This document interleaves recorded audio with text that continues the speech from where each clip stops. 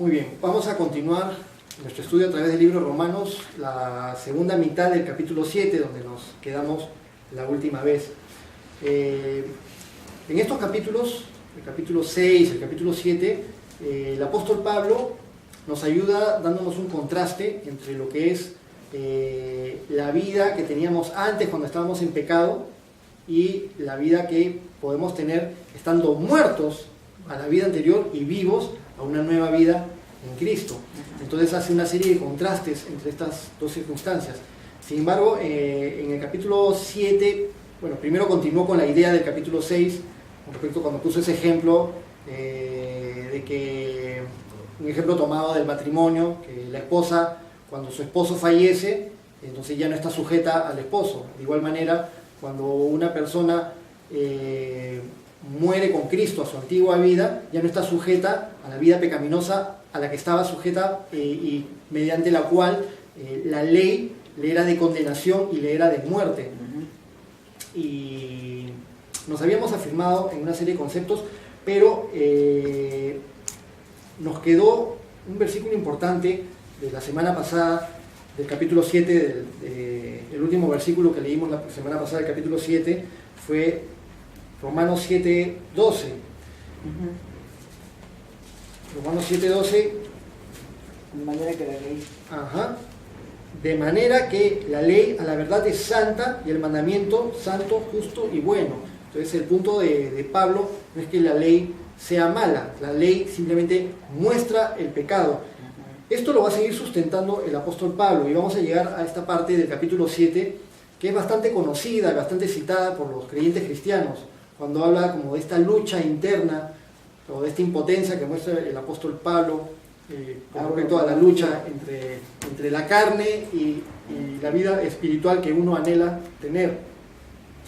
No sé si recuerdan, les gustaba ver tiempo atrás el Chavo del 8 o el Chapulín Colorado. Hubo un capítulo del Chapulín Colorado que ya no lo recuerdo bien, fue hace tanto tiempo, pero era graciosísimo porque resultaba que el Chapulín había perdido la mano y le injertaron la mano de un asesino. Entonces todo el capítulo se la pasa con que está conversando tranquilo, pero cuando puede trata de matar y se le mueve la mano sola, ¿no? Y está así como que, pero él no quiere hacerlo, entonces cuando la mano quiere hacer algo malo, la agarra y está en una lucha contra la mano que quiere hacer cosas, ¿no? Y hacia el final del episodio, del capítulo, para solucionar el problema, pues le quitan la mano del asesino para que ya no corra riesgo nadie y le injertaron otra mano. De repente, oye Chapulín, ¿y qué mano te han injertado? No sé. Y le habían injertado una mano de bailarina y entonces se le iba la mano, ¿no? Como que la mano hacía cosas que él no quería que haga, ¿no? Y él tenía que estar agarrando y sujetando, ¿no? Y eso recordar un poco la lucha que muchas veces tenemos con respecto a nuestra carne, cuando quisiéramos estar en absoluto control de todo y hacer todo lo que le agrade al Señor, pero muchas veces reconocemos que no lo agradamos al 100%.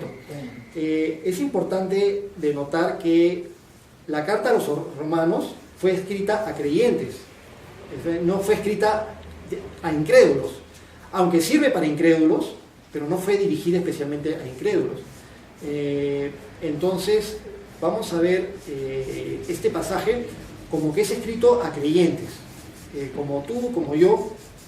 Sin embargo, también puede ser que este pasaje haya sido a veces manoseado, manipulado como una excusa de algunos para continuar en una vida pecaminosa, diciendo sí, estoy en mi lucha, y no se trata de eso.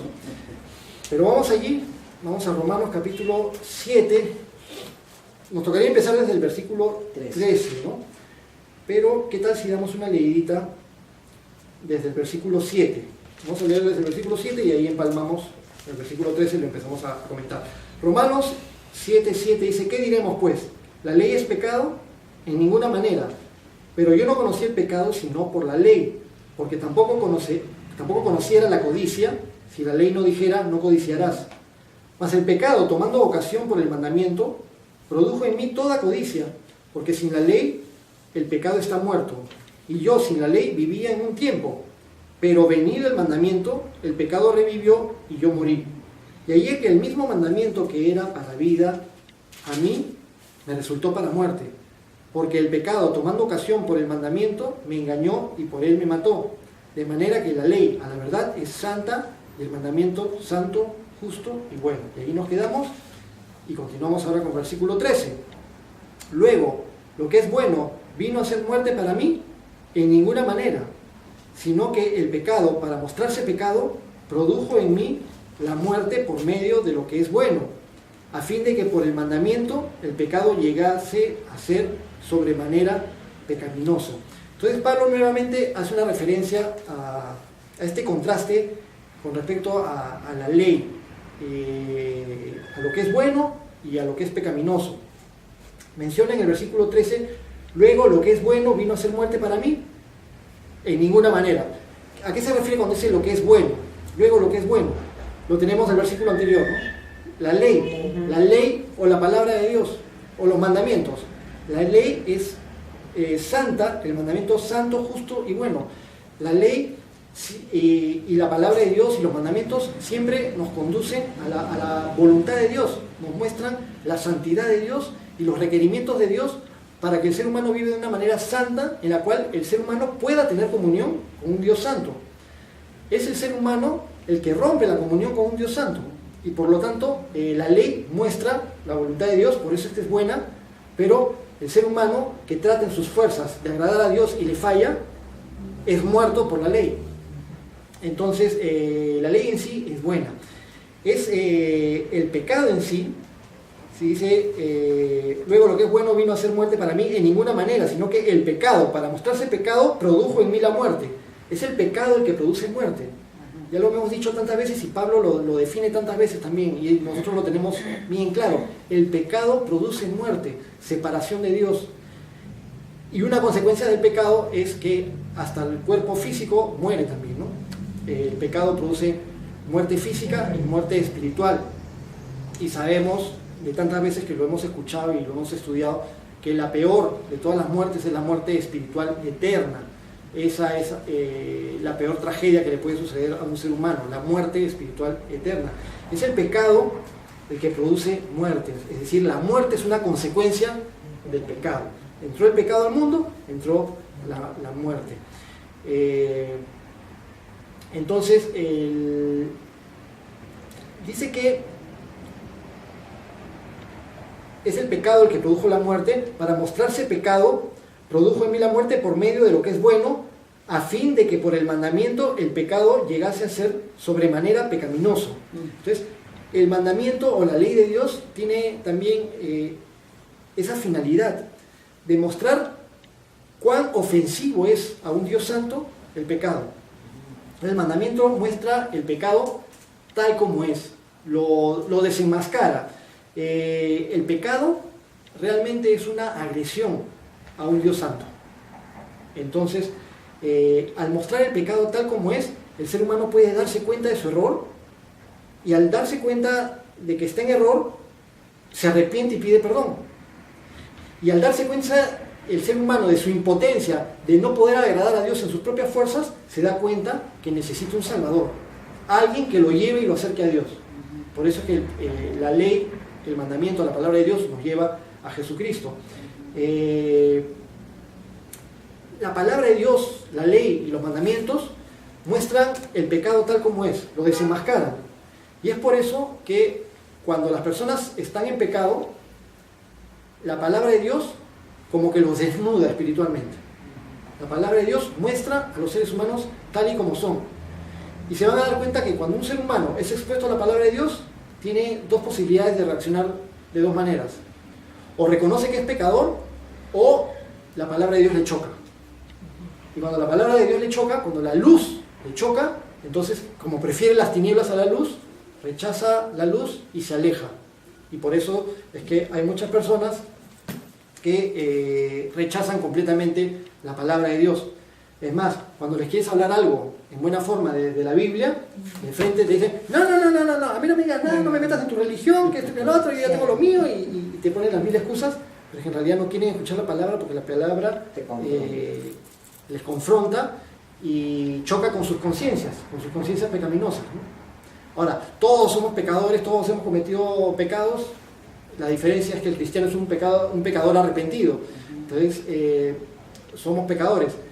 Pero el creyente cristiano es alguien que cuando es confrontado a la palabra, se arrepiente, le da convicción, y el Espíritu Santo obra para darle esa convicción de pecado y de necesidad de limpieza. Seguimos con el versículo 14, dice: porque sabemos que la ley es espiritual, mas yo soy carnal, vendido al pecado. La ley es espiritual, es decir, la ley viene dada por Dios. Jesús nos revela en Juan capítulo 4 que Dios es espíritu, y los que le adoran deben adorarle en espíritu y en verdad. La ley es espiritual, y como es algo espiritual, se debe discernir espiritualmente. Cuando estábamos en incredulidad, cuando estábamos en pecado, cuando estábamos muertos en nuestros delitos y pecados, el Espíritu Santo nos condujo a la palabra de Dios para aceptar a Jesús como Señor y Salvador. Andábamos ciegos, pero el Espíritu Santo nos dio convicción para pedir perdón, para aceptar a Jesús como Señor y Salvador y entregarle nuestro corazón. Y cuando nos arrepentimos y creímos en Jesús y lo aceptamos como Señor y Salvador, entonces nacimos de nuevo y el Espíritu Santo vino a morar en nosotros. Y al renacer espiritualmente, al volver a vivir, empezamos a vivir espiritualmente. Y de cuando una persona nace de nuevo y cuando una persona está viva espiritualmente, entonces, siendo una persona ya espiritual, ahora sí puede comprender lo que es espiritual. La persona que no ha nacido de nuevo no comprende lo espiritual. Le suena que son rocas, le suena que son disparates, le suena que no tiene lógica, le suena que es fanatismo, que es cucufatería. Y por eso el apóstol Pablo dice que los que están en el Señor son los que pueden entender las cosas espirituales. Vamos a recordar esto que nos dice también el mismo apóstol Pablo en el capítulo 2 de Primera de Corintios. Primera de Corintios 2,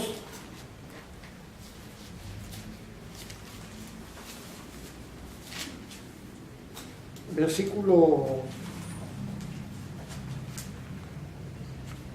el versículo 11, o desde el versículo 10. Primera de Corintios 2, 10 dice: pero Dios nos las reveló a nosotros por el Espíritu, porque el Espíritu todo lo escudriña, aún lo profundo de Dios. Porque ¿quién de los hombres sabe las cosas del hombre, sino el Espíritu del hombre que está en él? Así tampoco nadie conoció las cosas de Dios, sino el Espíritu de Dios. Y nosotros no hemos recibido el Espíritu del mundo, sino el Espíritu que proviene de Dios, para que sepamos lo que Dios nos ha concedido, lo cual también hablamos no con palabras enseñadas por sabiduría humana, sino con las que enseña el Espíritu, acomodando lo espiritual a lo espiritual. Pero el hombre natural no percibe las cosas que son del Espíritu de Dios, porque para él son locura y no las puede entender, porque se han de discernir espiritualmente. Entonces las cosas que son de Dios se han de discernir espiritualmente, y por eso el hombre natural no puede entender las cosas de Dios, no las entiende, no las comprende, para él son locura, para él es fanatismo. Pero aquí nos está hablando Pablo en Romanos capítulo 7, versículo 14, dice que la ley es espiritual. Pero dice también Pablo algo que de repente nos suena contradictorio, que nos choca un poquito. Dice: mas yo soy carnal, vendido al pecado. Pablo es el mismo Pablo que escribió el capítulo 6 de Romanos, y el mismo Pablo que escribió el capítulo 8 de Romanos. Entonces, la manera adecuada de entender estos versículos que vienen ahora, en Romanos capítulo 7, desde el versículo 14 en adelante, es estudiándolos en contexto, junto con lo que viene antes y con lo que está después, y más en contexto con toda la carta a los romanos, y más en contexto con todas las escrituras del apóstol Pablo, en el contexto de las escrituras. Pablo no está diciendo que él esté muerto espiritualmente. Obviamente que Pablo nació de nuevo. Hemos leído de su conversión en el capítulo 8, 9 de Hechos de los Apóstoles. El apóstol Pablo experimentó una conversión, nació de nuevo y empezó a vivir una nueva vida en Cristo. Pero Pablo también en el capítulo 6, y esto será importante mencionar, es que en el capítulo 6 Pablo nos dice que el creyente no puede perseverar en el pecado. ¿Recuerdan Romanos 6.1, el capítulo anterior, que dice, ¿qué pues diremos? ¿Perseveraremos en el pecado para que la gracia abunde? En ninguna manera. Porque los que hemos muerto al pecado, ¿cómo viviremos aún en él? No reine pues, en el versículo 12 del capítulo anterior, Romanos 6.12, no reine pues el pecado en vuestro cuerpo mortal, de modo que lo obedezcáis en sus concupiscencias. Ni tampoco presentéis vuestros miembros al pecado como instrumentos de iniquidad, sino presentaos vosotros mismos a Dios como vivos entre los muertos, y vuestros miembros a Dios como instrumentos de justicia. En el versículo 14, Romanos 6.14 dice, porque el pecado no se enseñoreará de vosotros, pues no estáis bajo la ley, sino bajo la gracia. Entonces el pecado no se debe enseñorear de nosotros y no debemos perseverar tampoco en el pecado, ni el pecado debe reinar en nosotros. Versículo 15 y 16 de Romanos 6, del capítulo anterior. ¿Qué pues? ¿Pecaremos porque no estamos bajo la ley, sino bajo la gracia? En ninguna manera. O sea, porque estamos bajo la gracia, esa no es excusa para que estemos pecando, ni para que consintamos el pecado en nuestras vidas. ¿No sabéis que si os sometéis a alguien como esclavos para obedecerles, sois esclavos de aquel a quien obedecéis, sea del pecado para muerte o sea de la obediencia para justicia? Entonces Pablo ya explicó enfáticamente de que el creyente cristiano no debe perseverar en el pecado, ni tampoco el pecado debe reinar en nuestras vidas, pues ya hemos muerto al pecado y alguien que está muerto en algo no puede hacer eso. Y después en el capítulo 7 continuó con la explicación de la esposa, que si el marido ha muerto, ya no está sujeta a ese marido que ya falleció. Igual, si hemos muerto al pecado, ya no estamos sujetos a esa forma de vida que teníamos anteriormente. Entonces, podría haber sonado contradictorio que el apóstol Pablo mismo ahora dijera, porque sabemos que la ley es espiritual, mas yo soy carnal, vendido al pecado. Pero Pablo está reconociendo que es cierto que hemos nacido de nuevo, y es cierto que Dios nos da una nueva naturaleza en el Espíritu que Él ha puesto en nosotros. Al darnos su Espíritu Santo, ahora nuestro espíritu está vivo, porque ya está conectado nuevamente con el Espíritu de Dios. Hemos vuelto a nacer para caminar en una nueva vida. Es cierto que hemos sido regenerados, es cierto que hemos sido redimidos, es cierto que el Señor ya nos dio vida eterna, pero hay otras cosas que también son ciertas. Es cierto que el Señor nos ha prometido que este cuerpecito va a ser transformado, que este cuerpecito va a cambiar, que no vamos a permanecer toda la eternidad así como estamos en este cuerpo carnal, físico, que sufre enfermedades, que sufre muerte, que sufre dolor, que sufre tantas cosas, que tiene frío, que tiene hambre, que tiene diferentes dolencias. Esto ha sido corrompido por causa del pecado y todavía experimentamos, a pesar de ser creyentes cristianos y a pesar de haber recibido las promesas, de haber recibido la redención y haber sido regenerados espiritualmente, aún estamos en este envase. Y este envase está sujeto a la corrupción que entró al mundo, así como todo el planeta. Todo el planeta también está esperando redención. Pero el Señor nos ha prometido, a los que creemos y confiamos en Él, que así como Él resucitó, nosotros también vamos a tener lo mismo. Él resucitó con un cuerpo glorificado, un cuerpo nuevo. Y a nosotros, a los creyentes cristianos, el Señor nos ha prometido eso y lo hemos leído. Cuando leemos la doctrina del rapto, el Señor nos promete en su palabra que en un abrir y cerrar de ojos vamos a ser transformados. Y lo corruptible se va a volver incorruptible. El mismo Jesús dice que en la resurrección vamos a tener cuerpos como de ángeles. Es decir, es un cuerpo superior, un cuerpo glorificado, un cuerpo diferente. ¿Cómo era el cuerpo de Jesús cuando resucitó? Jesús era capaz de mostrar sus llagas, sus heridas, y hacer que se las toquen, pero al mismo tiempo era capaz, sí, de atravesar paredes, era capaz de subir al cielo, y si bien es un cuerpo glorificado que no tiene hambre, podía darse el gusto de comer. O sea, qué bendición, ¿no? Poder comer y no engordar, y que nada te haga daño. Ya no hay colesterol, puedes comer todas las papitas fritas que quieras, todo McDonald's y toda la comida chatarra que quieras, chistriz y todo, lo que nos gusta y que nos hace daño, y no hay problema. Cuerpos glorificados. Ahora, Pablo hablaba acerca del rapto y y está enseñado en la Biblia. Con los creyentes va a suceder una de dos. O somos raptados y en ese momento nuestro cuerpo es glorificado, o el Señor Jesús viene por nosotros, fallecemos físicamente, pero dormimos y despertamos con el Señor. Pero el día de la resurrección, junto con los que sean raptados, vamos a recibir cuerpos nuevos. El día del rapto, los que están en la tierra van a ser, los creyentes cristianos que estén en la tierra van a ser raptados, para que en el cielo sus cuerpos sean transformados. Y todos los que habían fallecido en el Señor van a ser resucitados con un cuerpo nuevo. Y todos juntos nos vamos a encontrar allí. Entonces, una de dos posibilidades. Pero hay algo que es inexorable, algo que es una realidad a la cual que el Señor nos ayude a darnos la fortaleza y la comprensión de no tenerle miedo, ¿no? Este cuerpecito va a fallecer. Este cuerpecito de carne se va a acabar un día. Pero nosotros no queremos decirle muerte. Quisiéramos decirle, el Señor viene por nosotros, por ejemplo. Porque el Señor viene, o viene por el rapto, o viene de la otra forma, pero que viene por nosotros. De tal manera que sea como cuando Esteban estaba confrontando la muerte y Esteban levantó los ojos al cielo y vio al Señor y dijo, ahí está el Señor Jesús junto a la diestra del Padre, y él ya estaba en el cielo, incluso antes de fallecer, ¿no? Pero es una realidad, porque este cuerpecito de carne está corrompido y se va a terminar, y el Señor nos va a dar cuerpos nuevos.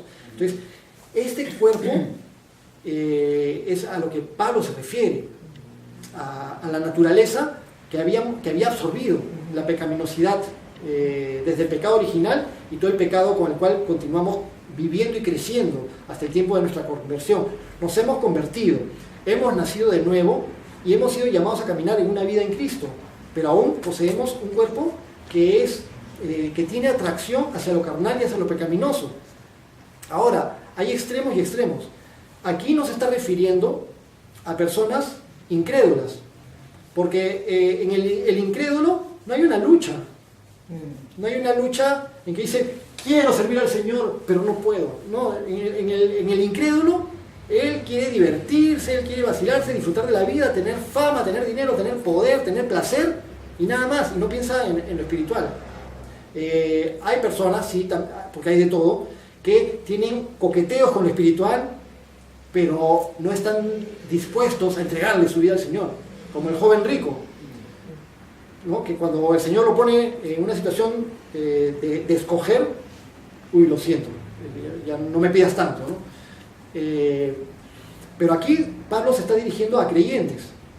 Entonces Pablo mismo se pone como un ejemplo. Ahora, entre creyentes podríamos decir, pero Pablo, alguien tan entregado al Señor, ¿se considera carnal y vendido al pecado?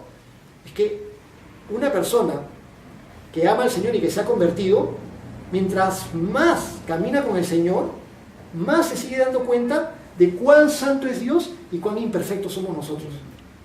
Entonces ahí es cuando te sientes impotente.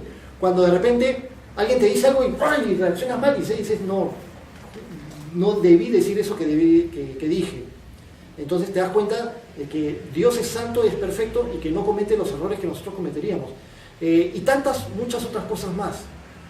Malos pensamientos, deseos, actos, reacciones, diferentes circunstancias que suceden en mayor o en menor grado. En un grado extremo, aquellos creyentes que llegan a caer en pecado, del cual después con dolor, con lágrimas se tienen que arrepentir y se arrepienten para la gloria de Dios.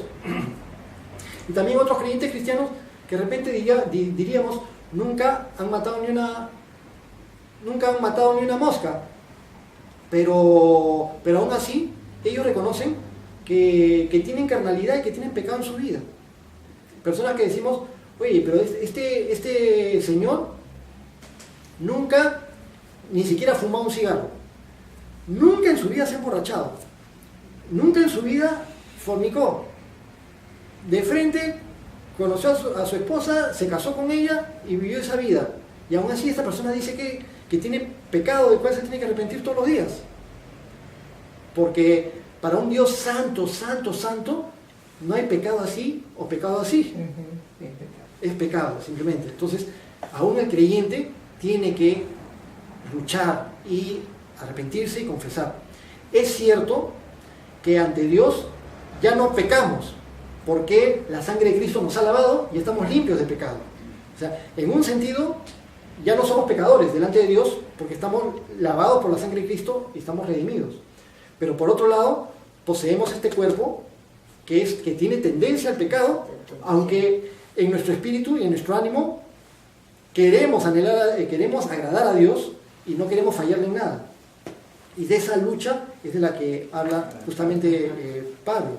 Entonces, no compartimos la opinión que tienen algunas agrupaciones donde dicen que el creyente cristiano no peca. Definitivamente el creyente cristiano no peca. Y si alguien peca, entonces no es creyente cristiano y nunca se convirtió.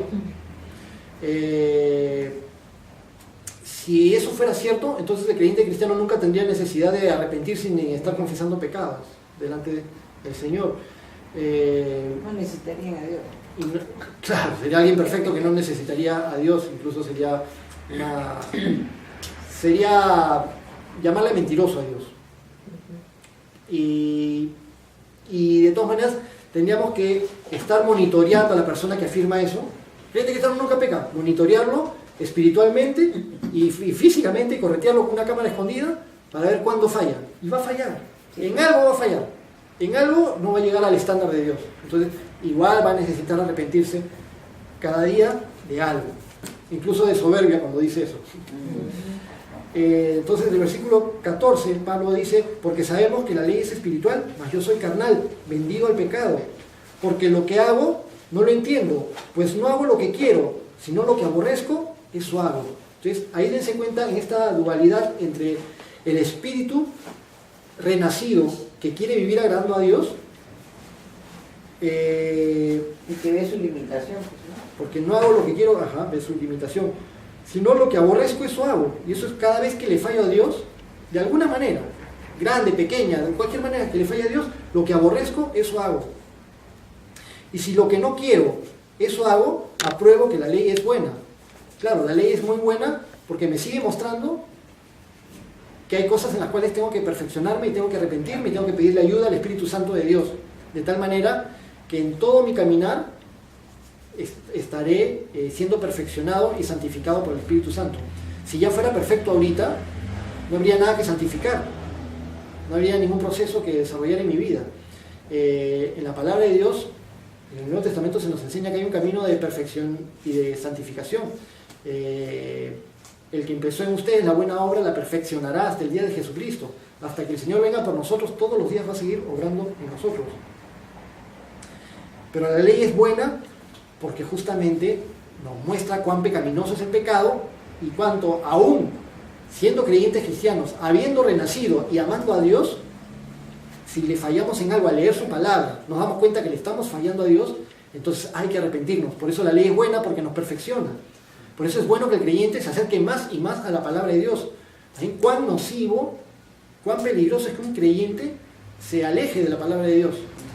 O alguien que se llama creyente cristiano deje de leer la Biblia, deje de ser expuesto a la palabra de Dios. Es muy peligroso para su vida espiritual, para su bienestar espiritual, porque no va a ser bendecido con el conocimiento de saber qué le agrada a Dios y cuál es la manera adecuada de caminar una vida que le agrade a Dios.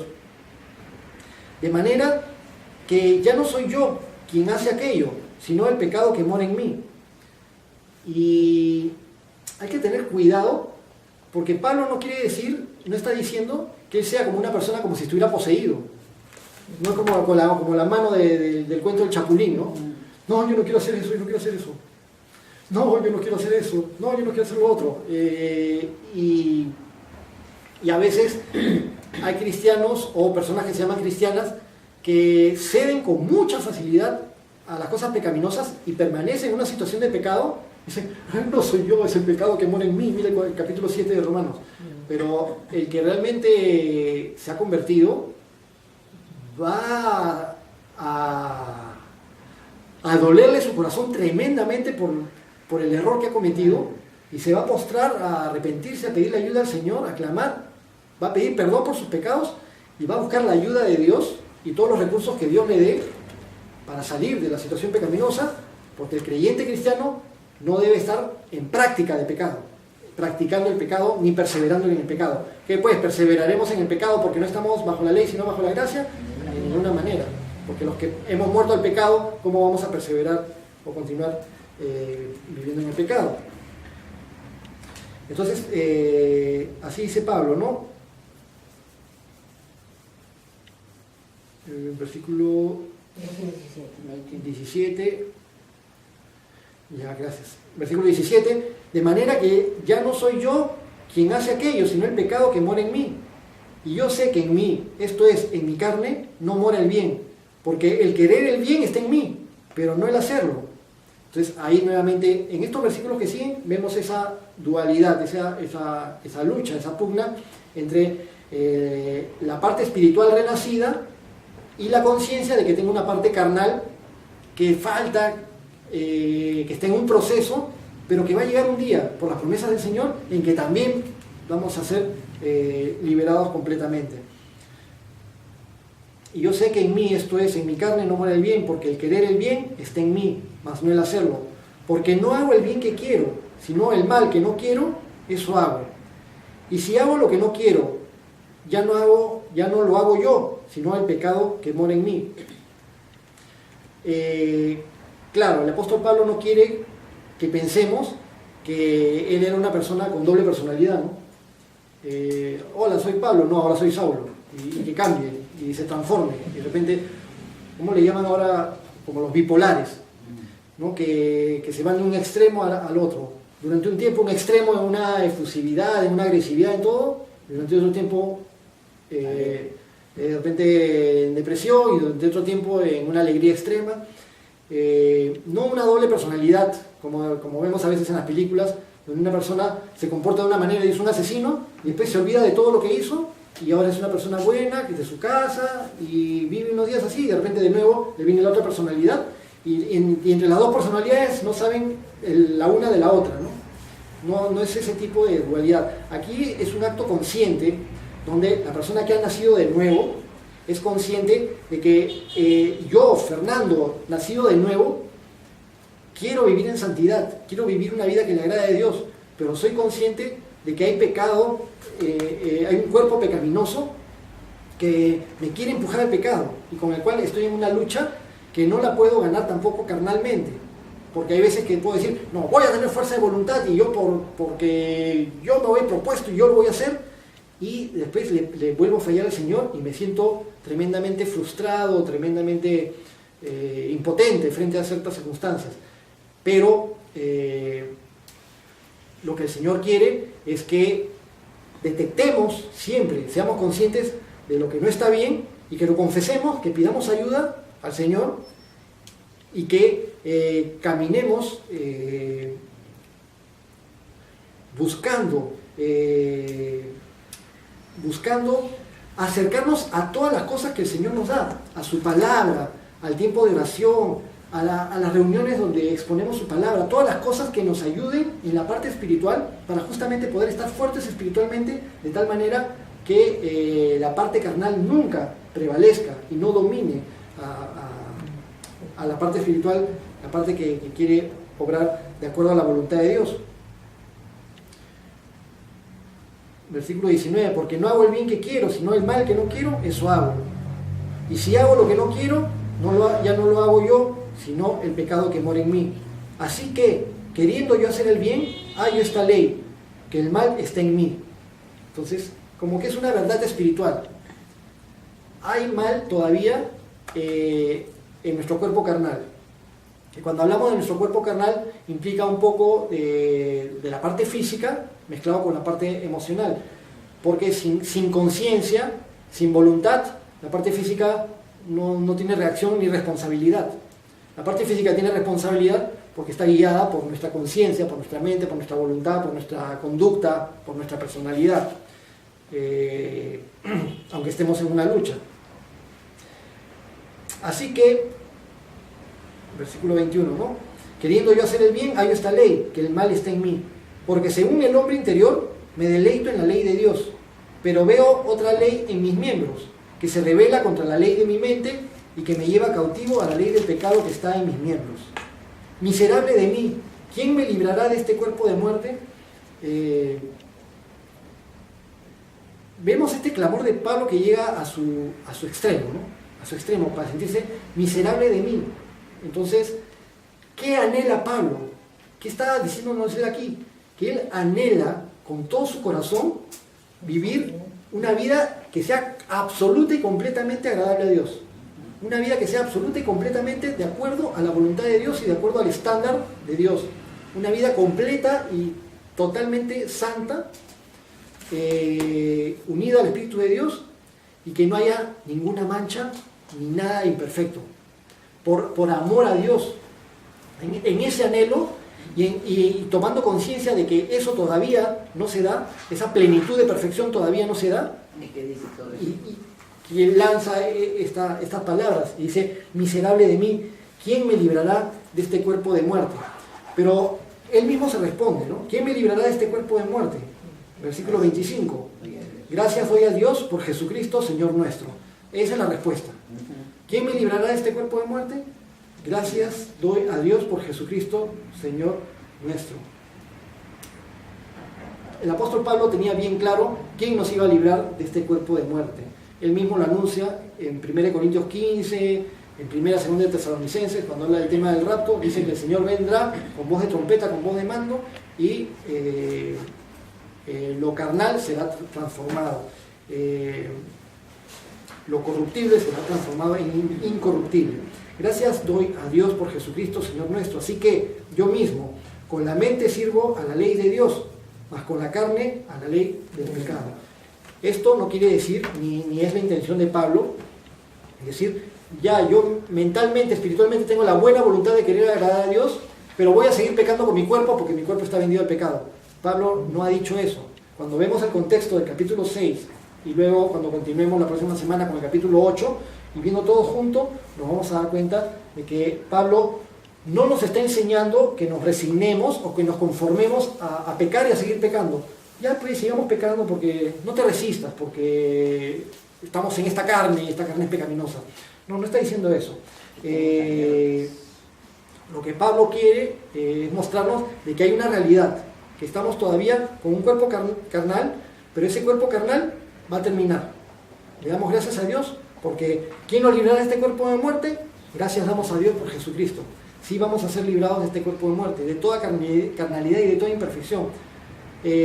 ¿No les da alegría saber que un día vamos a ser completa y totalmente agradables a Dios? 100%. Ya somos perfectos ante Dios por medio de Jesucristo. Si Dios nos ve ahorita, nos ve en su Hijo Jesús, cubiertos por la sangre de su Hijo Jesús, y nos ve santos y perfectos. Pero aún Dios que lo sabe todo, sabe de nuestras imperfecciones. Pero aún de esas imperfecciones vamos a ser librados. Lo que anhelamos, nosotros que hemos sido creados para la gloria de Dios, es escuchar la voz del cielo que nos diga: este es mi hijo, esta es mi hija amada, ¿sí?, en quien tengo complacencia, ¿no? ¿Quién no quiere escuchar esa voz? Yo la quiero escuchar todos los días, pero sé que la escucho cuando me arrepiento de mis pecados, cuando los confieso, cuando se los entrego al Señor, cuando la sangre de su Hijo Jesucristo me limpia. Y no es que lo mate a Jesús todos los días, es que Él murió una vez y para siempre. Pero Dios sabe y yo soy consciente de que todos los días hay algo que confesar al Señor. Cada noche tenemos algo que decirle al Señor con respecto a cómo ha sido nuestro día. El que no lo reconozca puede estar faltando la verdad. Claro que puede ser que un día nos acostemos y digamos: te doy gracias, Señor, porque hoy día sí te he glorificado. Sé que no he sido perfecto, te pido perdón por mis imperfecciones, pero te doy gracias porque tengo en el corazón de que hoy día mi vida ha sido fructífera para tu gloria. Este es mi hijo amado en quien tengo complacencia, este es mi hija amada en quien tengo complacencia.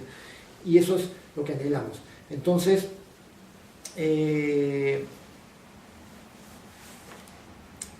dice el apóstol Pablo cuando terminó: yo mismo con la mente sirvo a la ley de Dios, mas con la carne a la ley del pecado. Lo carnal va a terminar, estamos en ese proceso. Le damos gracias a Dios y le pedimos al Señor que nos ayude para que nunca, no lo digo tanto porque de repente estamos aquí, pero de repente por alguien más que pueda escuchar este mensaje, le pidamos al Señor que nos ayude a nunca quedarnos tranquilos si es que estamos en una situación pecaminosa, en una situación de carnalidad, en una situación de debilidad que continúa todavía en nuestra vida. Que nunca nos resignemos o nos conformemos a seguir en una manera de estar sin cambiar. Siempre podemos mejorar para el Señor. Que le pidamos ayuda al Señor en esta lucha que tenemos y que le pidamos ayuda al Señor para perseverar en las cosas espirituales que nos ayudan a alimentar las cosas espirituales y que cuidemos nuestra vida espiritual. Porque si bien es cierto que no vamos a ganar esta batalla con nuestras fuerzas carnales, sino con el Espíritu Santo, también es cierto que el mismo apóstol Pablo nos dice que nos preocupemos por nuestra salvación con temor y temblor. Entonces que velemos, que estemos despiertos, que estemos apercibidos, que estemos con la guardia en alto, ¿no? El enemigo nunca va a dejar de luchar por tirarnos abajo. Mientras estemos en este cuerpo, mientras el enemigo siga actuando en este planeta, siempre va a estar atacándonos para tirarnos abajo, y eso se contrarresta cuando estamos fuertes espiritualmente. Estamos fuertes espiritualmente y el Señor lucha por nosotros, estamos totalmente protegidos por el Señor y no hay nada que temer. Amén. Oramos. Bendito Dios, te damos muchas gracias por habernos dado tu palabra, estos versículos tan lindos de la segunda mitad del capítulo 7 de Romanos, que te pedimos, Padre, que nos ayudes a llegar a esa comprensión de que tu palabra es buena, la ley es buena, los mandamientos son buenos, que tú no nos has dado tu palabra para llenarnos de cargas o de incomodidades, sino que tú nos has dado tu palabra para que comprendamos lo que es bueno para nosotros y agradable para ti. Sí, Señor. Ayúdanos, Señor, porque muchas veces nos hemos sentido miserables en nuestra lucha con nuestra carne, con las cosas que sabemos que en nuestra vida no te agradan. De repente, Señor, si en nuestra vida hay codicia, si en nuestra vida hay falta de perdón o envidias, o tantas cosas diferentes, tantas imperfecciones que pueden haber, no nos queremos resignar a permanecer en nada que no sea agradable a ti. Señor, no queremos perseverar en nada que sea pecaminoso. Límpianos completamente, Señor. Reconocemos nuestros errores ante ti y te pedimos que nos ayudes a caminar de una manera en que por medio de tu Espíritu Santo sigamos siendo perfeccionados y ya no andemos en ninguna obra de la carne. Te damos gracias, Señor, por este lindo capítulo y te entregamos nuestras vidas esta semana que viene. Ayúdanos a caminar cada día más cerca de ti. Te damos gracias y todo te lo pedimos en el nombre de tu Hijo Jesús. Amén. Amén.